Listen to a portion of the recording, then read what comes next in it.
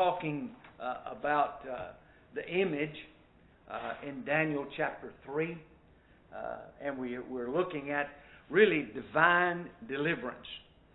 And that's one of the things we see time and again in the Old Testament. Time and again, especially when we look at the time that Israel went into bondage. And so now we find that Nebuchadnezzar has set up this image that he requires people to bow down to worship. And the decree was that if they did not bow down, and there was a signal that would be given, and people were to bow down when that took place. Of course, we know that these three would not bow down. Shadrach, Meshach, and Abednego. They would not bow down to the image that was there. And of course, they had been involved in idolatry when they were in the land of Canaan, in the land that they were given. And we know that the northern kingdom first went into idolatry and were carried into captivity. And ultimately the southern kingdom did as well. So they learned a lesson about idolatry. In fact, as we said earlier, when we read about them coming out of captivity, we do not see them going into idolatry again. Now, we do know that those Jews who came out, and ultimately, as we get in the New Testament, we find there that a lot of those Jews would not accept Christ as the Messiah, but they did not. They did not turn to idols again. But anyway, we find that, as we were talking about last time, they had a choice to make. Shadrach, Meshach, and Abednego. They had a choice to make. And situation ethics did not dictate what they were going to do. What I mean by that is, I've had people say, well, if the circumstance calls for it, God is going to understand. And I've heard people say, I went ahead and did whatever it was because I didn't have any choice. Well, we always have a choice to do right or wrong. And these three are going to make the right choice. They're going to choose to do what's right. And we read last time in Joshua chapter 24. If you remember there in Joshua 24, and this is the last chapter in the book of Joshua, he comes down there to verse number 15, and Joshua makes a statement. And the statement is, and if it seem evil unto you to serve the Lord, choose you this day whom you will serve, whether the gods which your fathers served that were on the other side of the flood, or the gods of the Amorites in whose land ye dwell. But as for me and my house, we will serve the Lord. Joshua is saying everybody has a choice. We make a choice to either be obedient to God or to be obedient to whatever the circumstance might be. In Deuteronomy chapter 30 and verse 15, the Bible here says, see, I have set before thee this day life and good and death and evil. And the point that Moses was making there is the fact that we all have choices to make. Good things or bad things.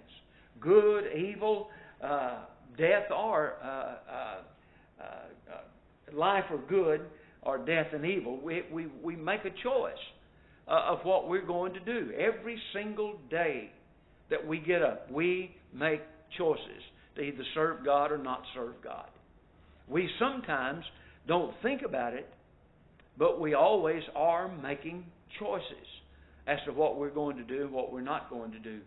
And sometimes, I don't know about you, but there's times in the past there are things that were temptations to us, and eventually we were able to overcome those temptations. I mean, they were things we didn't even, we overcome them because we make a choice to obey God rather than man.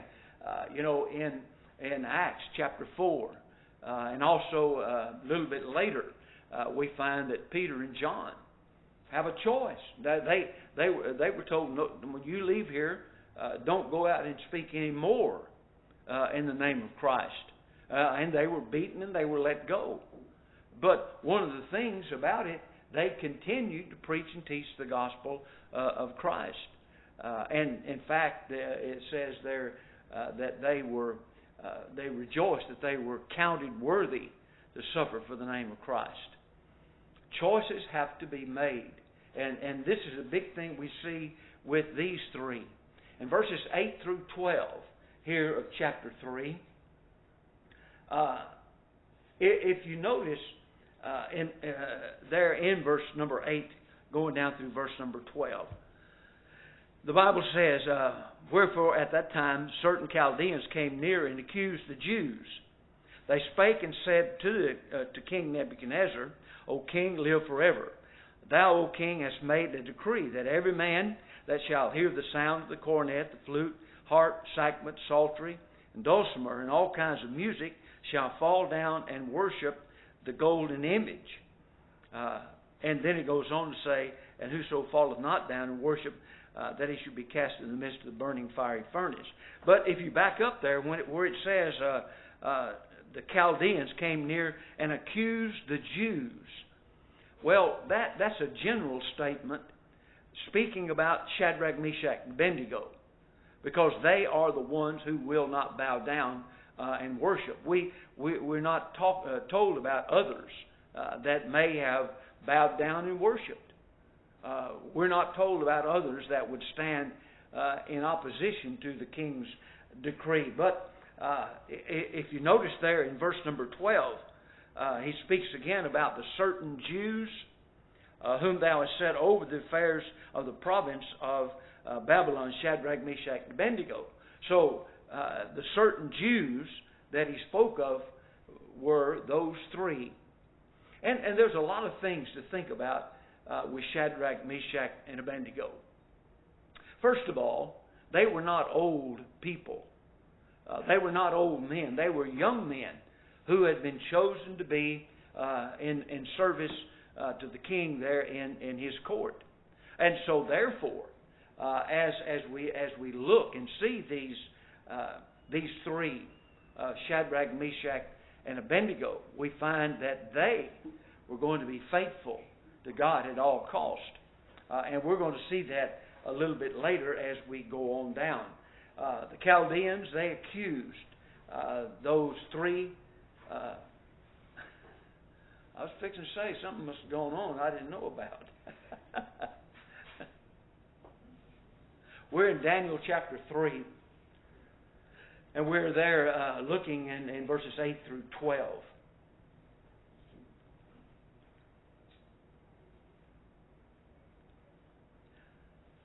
When we come back and think about this, these Chaldeans, and they looked upon those certain Jews, as we said, that are mentioned there in verse number 12, being Shadrach, Meshach, and Abednego. There's so many lessons that can be thought of when you look at these three young men. In our day and time, there's a lot of people that even kind of give a little blanket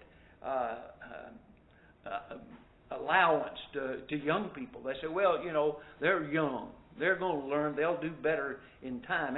And we do hope they grow and mature, those that would be thought about in that. But with Shadrach, Meshach, and Abednego, they were young men. They were in a place, that was difficult for them. And as we said before, most likely they had been made eunuchs. But still, they would not bow down to the golden image.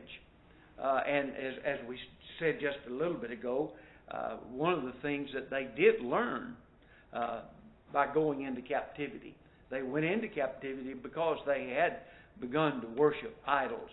And the northern kingdom first, and then ultimately that southern kingdom. But anyway, they emphasized, these certain Chaldeans, they emphasized the king's commandment. And as we talked about earlier there in Acts 4, when Peter would ask the question, whom shall we serve, God or man? And Paul would say later the same thing concerning what was he going to bow down and obey the commandments of men, or was he going to? He would say, if he continued to try to please men, he wouldn't please God. And so with this, there was a choice that had to be made. And as I said just a little bit ago, every single one of us, nobody is excluded from the fact that we have to make choices. We make choices every single day of our lives, whether we're going to do right or whether we're going to do wrong.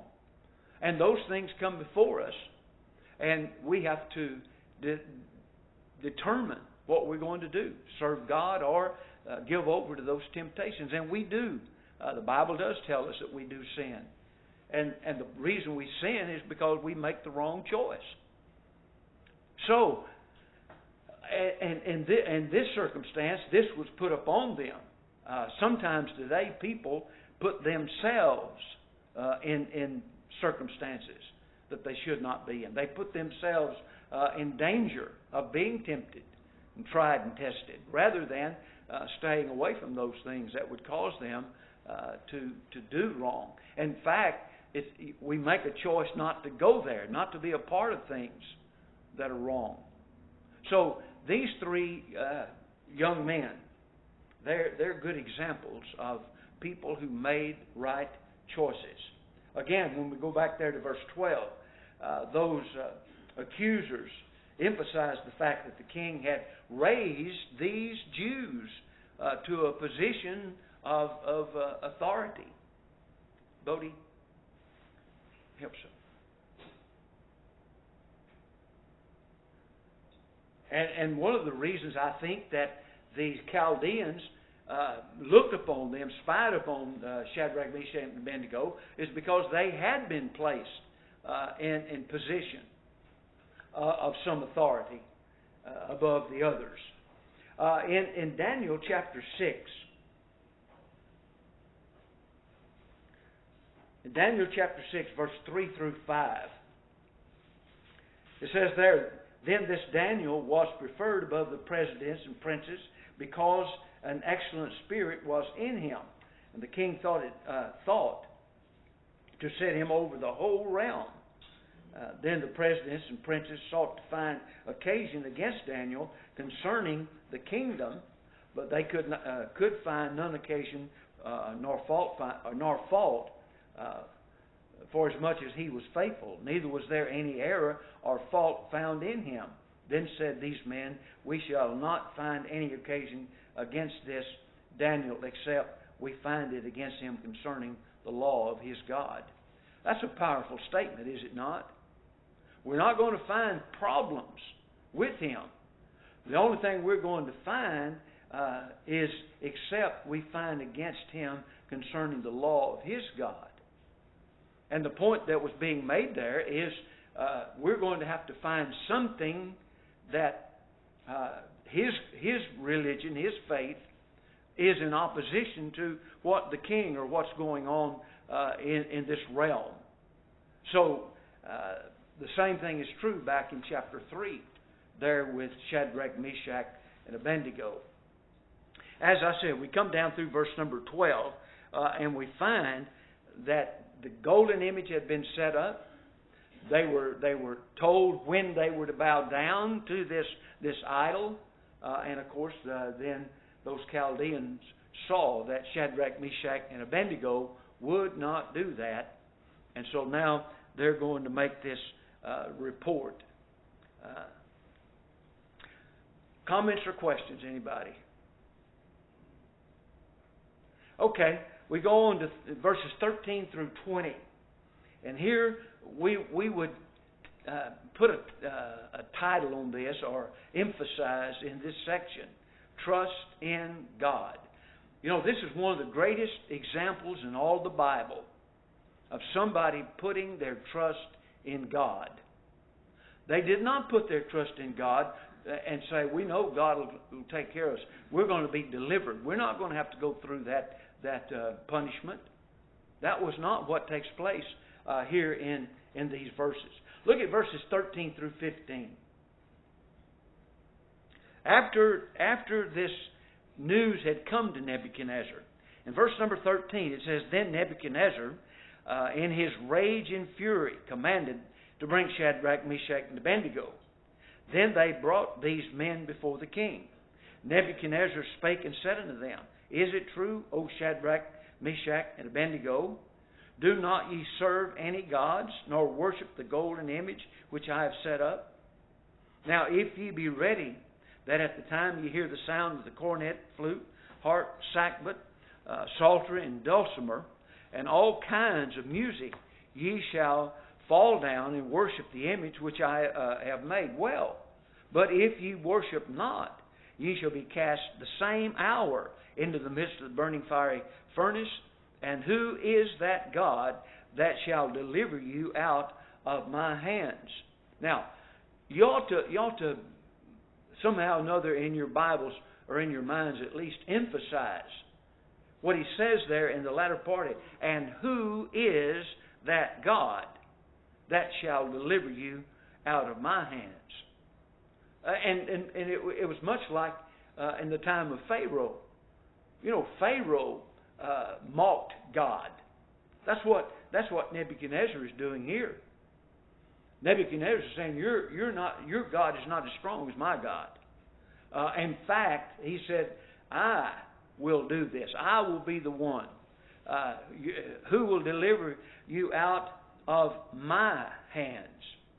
So Nebuchadnezzar is making a very powerful statement, and I really believe this particular mindset that he has is one of the reasons that we find that he sees the power of Jehovah and changes his mind concerning this the God of heaven. Yes. How did there come to be so many so-called gods? I mean, it was back in Noah's time, there was one God, and then all of a sudden up there in Daniel, everybody got a God. Well, you know, we kind of have discussed before about they made themselves God for everything that did not. They didn't understand everything, so they made things a god, or things that were pleasing and pleasant to them, they made a god. They put a god in place for all kinds of actions and thoughts. And concerning the idea about not before Noah, I'm not sure that there was not idolatry before Noah, because it talks about the people. It says, you know, their thoughts were on evil continually. Now, we've known from the very beginning of time, before time began as we know it, there's only one God. But everybody, down through the ages, all classes and generations of people, nationalities, they have come up with their own deities. For instance, and we talked about this, I think, the last time, in our country, in our world, there was the American Indian. And they had gods for almost every phase of life, of nature, of human action. They just made gods of all of it. I just saw a thing the other day. In our world, in our country today, the American Indian, they still have all their gods. Yes? And different tribes had different gods for different things. Right. Yeah, different tribes had different gods because they gave those gods a name. And if you stop and think about it, they control their gods. And what I mean by that is they made them up, they gave them names, and so they put those gods in place. Kevin? Well, chapter 2 and chapter 3 are written in chronological order. The previous chapter, Nebuchadnezzar had already recognized God as the God of gods. Right. Now he's saying, who is the God that can deliver you? Right. Well, you know, we talked about that when he said God of gods. I believe what he's saying there about God of gods is Jehovah was just one of the gods, and he recognized Jehovah as being powerful, more powerful, but he placed him in this area of idols or gods that they had, because here we are in this position, and he is now setting up an image. And then even when we get on over into chapter 6, we find that there's another king that has another idea about God. That was one of the things about the people, the Chaldeans, the Persians, Syrians, and they had deities, just like we were saying for the Native American, for almost everything. I made mention the last time we were in class about India. They have gods for everything. And for instance, in India, one of the things that they believe very strongly in is reincarnation.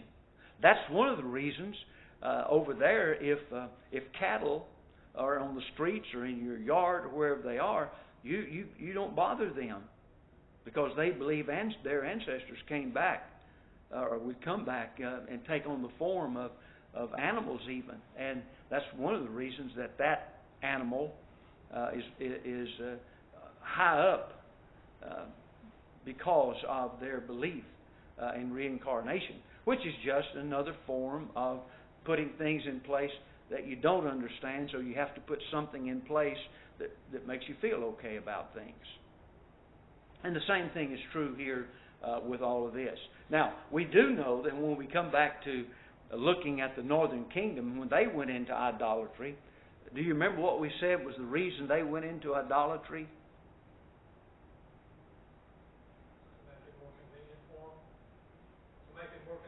To make it convenient. They didn't have to go back to Jerusalem. We're not going to make you go back to Jerusalem. You're not going to have to go back there to do any of this worship. We're going to set up these places so you can worship without having to make that journey to Jerusalem. A convenient thing. Well, in our world today, people make their own religions out of convenience, whether it be something convenient as far as physically, or even convenient mentally. Things that make people feel better within themselves and not doing what God says. So here we find a reaction from Nebuchadnezzar as to these three that would not bow down and worship.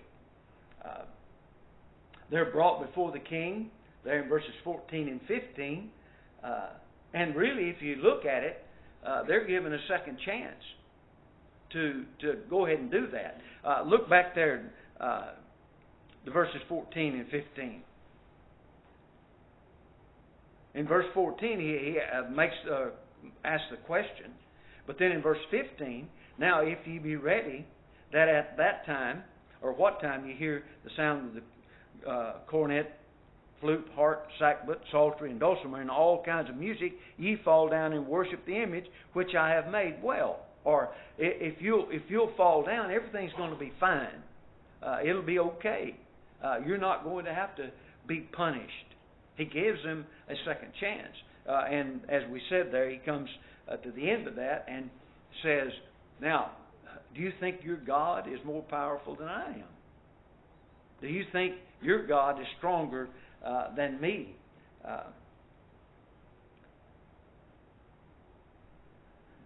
As was said back there in chapter 2, verse 47, Nebuchadnezzar had already concluded that Jehovah was deity. He was God of gods. Well, when we come on back into our text, verses 16 through 18, we find the answer. Now, we have to have in our mind, they have determined they're not going to bow down. The king says, okay, I'm going to give you a second chance. If you'll do that, everything's going to be fine. No problem. Well, we come back there into verse 16 through 18.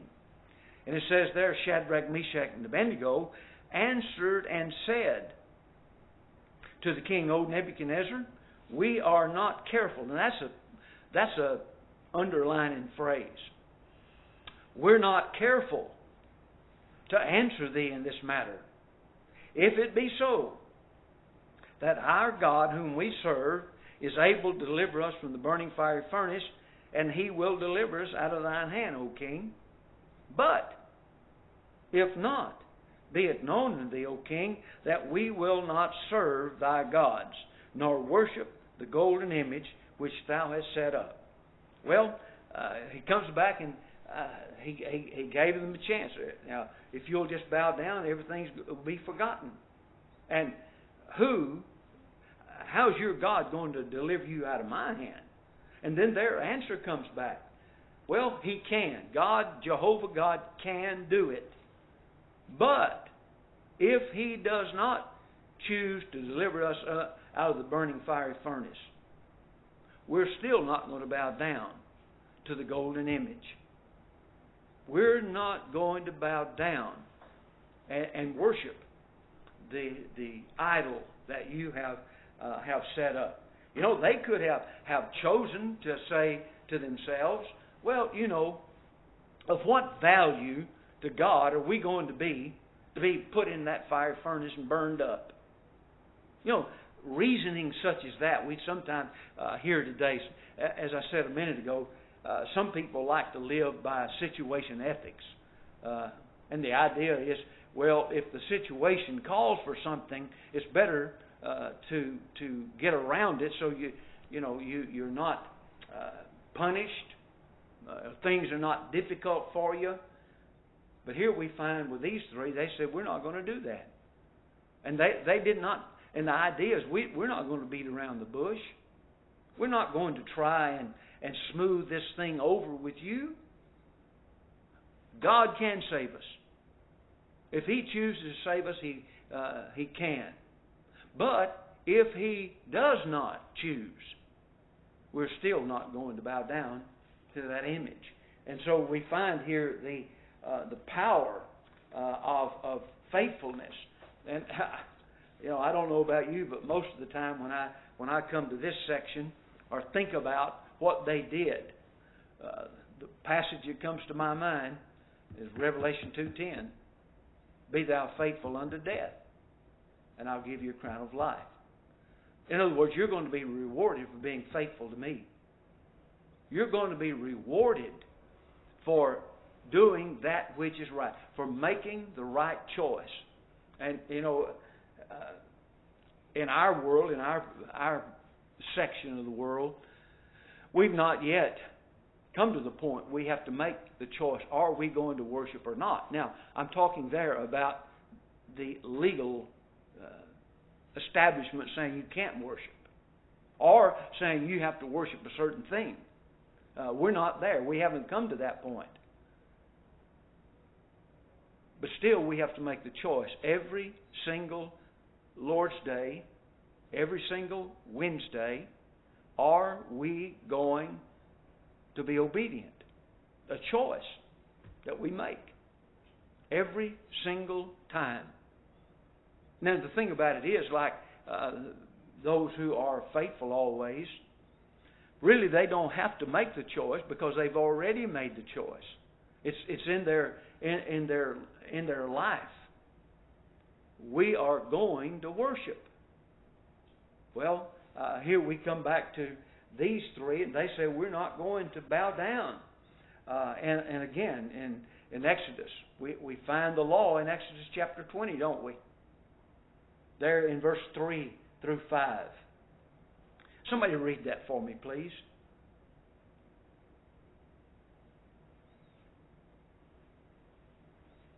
Exodus 20, verse 3 through 5.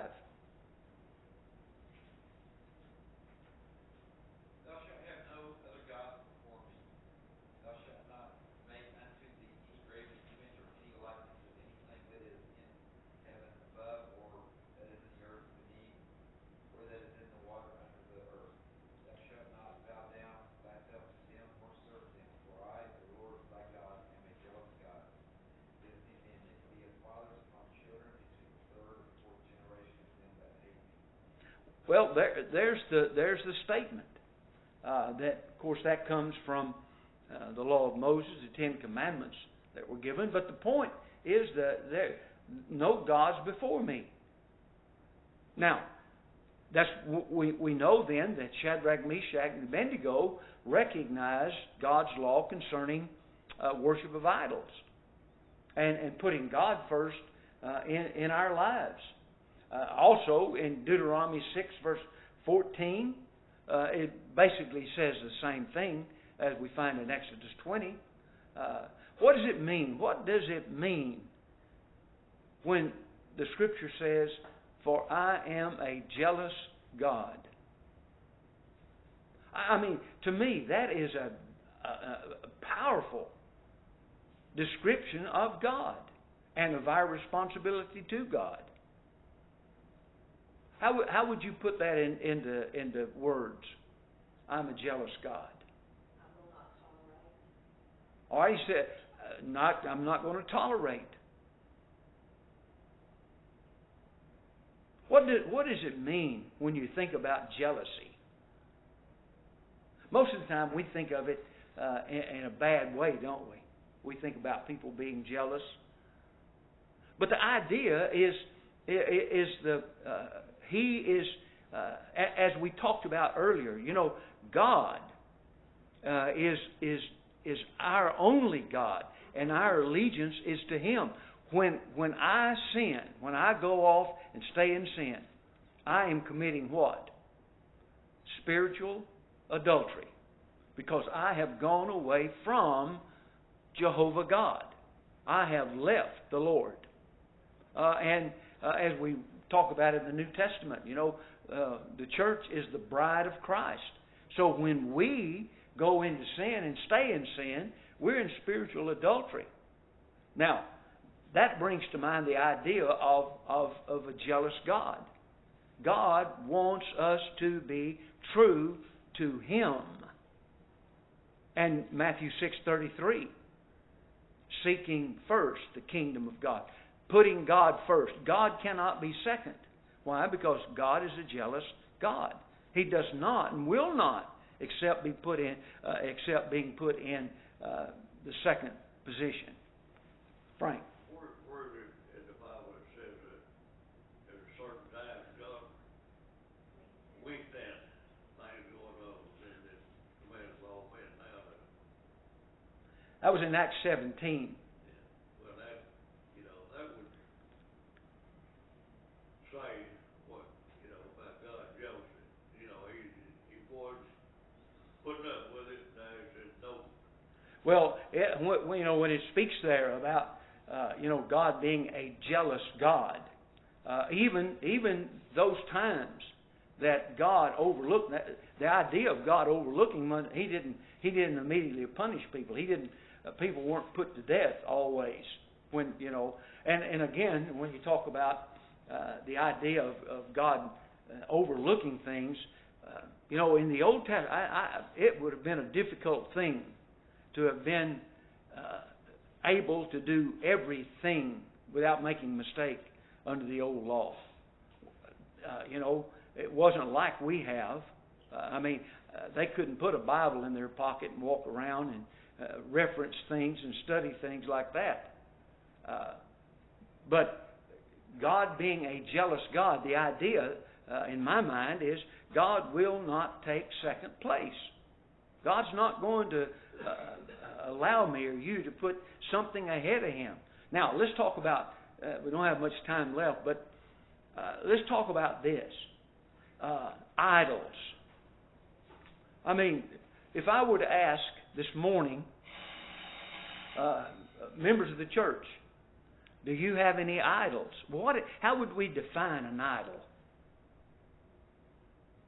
Would you think if that's something we put in place of God or before God? And that's what they did. They put something before or in place of God. Today we have people who have idols and not little images they put on shelves somewhere. But many times people's recreation is their God because they put that in front of God. They put it in place of God. Sometimes people have possessions that they put in place of God. It becomes an idol. Now, we don't think of it in those terms, but I always think about a man that I knew a long, long time ago. A wealthy man. Really wealthy in this little community up in Arkansas. in the county. He very well could have been at the very top of the wealth group, and he was a member of the church. He never missed services. He always, but he put $1 in the collection plate. That's all he ever gave, is $1 on the Lord's Day morning. And it wasn't for me, but I don't know if it was one of the elders or what, spoke to him, and he said, "I have my money, and one day I'll give it to the church." Well, his money was his idol, because the man died and his children got it, and that was all there was to that. He did not lay by in store as he had prospered, because he wanted to have that mindset, or have the position of being one of the wealthiest men in that county. And he was big with the banks and all of that. But the reason I'm saying this is because we always usually think of idols as being things that are set up that we like this. But an idol can be anything that I put in place of God. Anything becomes my idol. Comments or questions? Bo, did you ring the bell? Okay, I didn't hear it. I didn't see it. Anybody? Well, when we come back then to this, we're going to find they said that God could, but if He didn't, they were still going to be faithful to God. And then in verses 19 and 20, there you find the king's anger. Anger because people would not bow down to him and put him in the position. So in verse 19, what you find then was Nebuchadnezzar full of fury, and the form of his visage was changed against Shadrach, Meshach, and Abednego. Therefore he spake and commanded that they should heat the furnace 7 times more than it had been heated. And he commanded the most mighty men that were in his army to bind Shadrach, Meshach, and Abednego, and to cast them into the burning fiery furnace. I always say this. I could have just said a burning furnace or a fiery furnace. There's a lot of emphasis there on the kind of pain they're going to go through. Okay, we'll stop there, and we'll come back Wednesday and pick up at verse 19 and talk about that a little more.